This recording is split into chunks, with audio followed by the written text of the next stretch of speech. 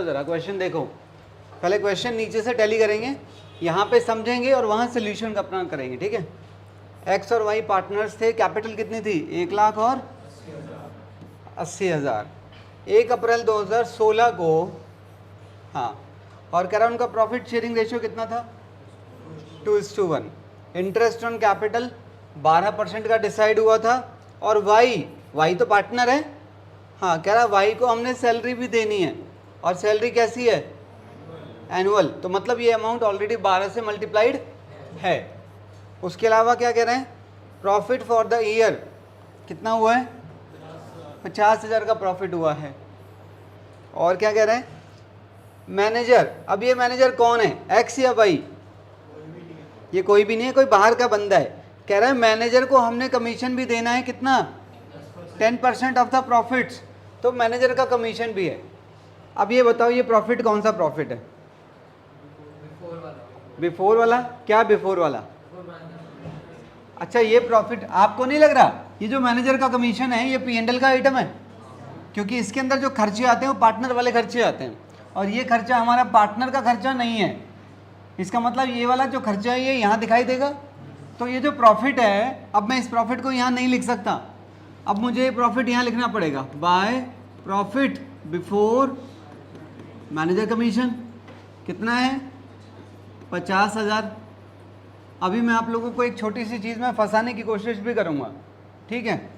चलो तो यहाँ पर आ जाएगा क्या, टू मैनेजर कमीशन कितना है 10% ऑन द प्रॉफिट्स लिखा है, कैसे निकालूं, इसी का लेंगे या आफ्टर वाला केस लगाओगे, इसी का लेंगे ना, तो सीधा सीधा 5,000 ये आ गया, और यहाँ पर आ जाएगा टू नेट प्रॉफिट। इसे हम ये भी तो कह सकते हैं नेट प्रॉफिट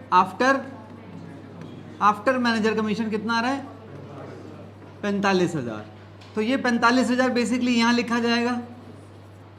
अब अगर आप प्रॉफिट एंड लॉस अकाउंट से बचना चाहते हैं, अगर आप इसे नहीं बनाना चाहते हैं, तो आप यही काम यहाँ अंदर माइनस कर सकते हैं, बाय प्रॉफिट कितना 50,000, और आप यहाँ पर माइनस कर दीजिए मैनेजर का कमीशन।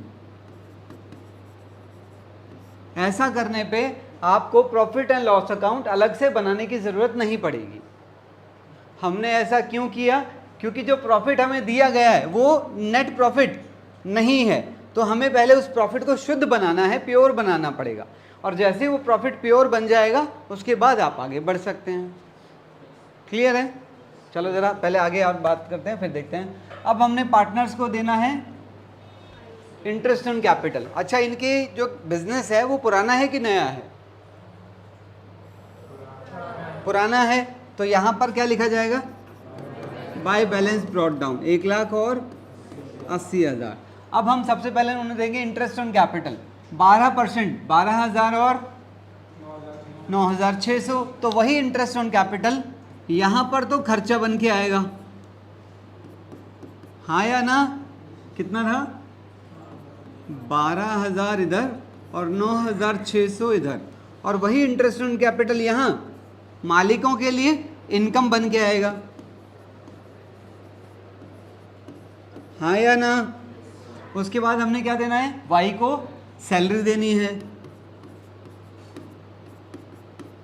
कितनी है 6,000। 12 से मल्टीप्लाई मत कर देना, वो ऑलरेडी मल्टीप्लाइड है। इसके बाद क्या रह गया, यहां पर क्या आ जाएगा, डिविजिबल प्रॉफिट, उसको बांटने की जर्नल एंट्री केशव हमें बता रहा है।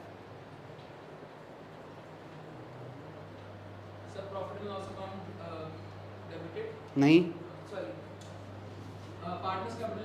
नहीं, और बड़ा नहीं, प्रॉफिट एंड लॉस एप्रोप्रिएशन, आप P&L बोल रहे हैं, profit and loss appropriation debit हो जाएगा, क्योंकि ये जो उसका बैलेंस है, ये कौन सा बैलेंस है, क्रेडिट। ये कैसे निकला, इसमें से इन दोनों को माइनस करके, तो यहाँ पर आ जाएगा टू पार्टनर्स कैपिटल, यानी कि पार्टनर्स कैपिटल मतलब एक्स की कैपिटल और वाई की कैपिटल। तो ये जो बैलेंस है, मान लो ये एग्जांपल के तौर पे कितना है 12,000, तो 12,000 को आप यहाँ पर दोनों में बांट देना। इसकी पोस्टिंग करो, यहाँ पर लिखेंगे टू पार्टनर्स कैपिटल, एक्स और वाई में रेशियो क्या है 2:1 में 8,000 और 4,000, ये मैंने एज्यूम किया है भाई, ठीक है ना, आप अपने आप निकाल लेना। इसकी दूसरी पोस्टिंग कैपिटल अकाउंट में क्या लिखा जाएगा, प्रॉफिट एंड लॉस एप्रोप्रिएशन, 8,000 और 4,000। उसके बाद यहाँ पर CD करके नया बैलेंस आ जाता, हाँ या ना। एक छोटा सा चेंज करते हैं, अगर यहाँ पर लिखा होता द नेट प्रॉफिट, और बाकी क्वेश्चन बिल्कुल सेम है, बिल्कुल सेम है पूरा क्वेश्चन, तो ये कमीशन के साथ होगा, कमीशन के बाद वाला है। तो फिर आपने पहली बात तो ये वाला काम नहीं करना, और यहाँ पर आपने सीधा 50,000 लेना है, क्योंकि नेट प्रॉफिट वो होता है जिसमें से सारे P&L के खर्चे ऑलरेडी माइनस हैं। अगर वो 50,000 ये लाइन देकर नीचे फिर भी मैनेजर का कमीशन दे रहा है, तो वो क्या चाहता है, वो चाहता है तुम्हें कंफ्यूज करना, तो तुम्हें कंफ्यूज नहीं होना है, ठीक है।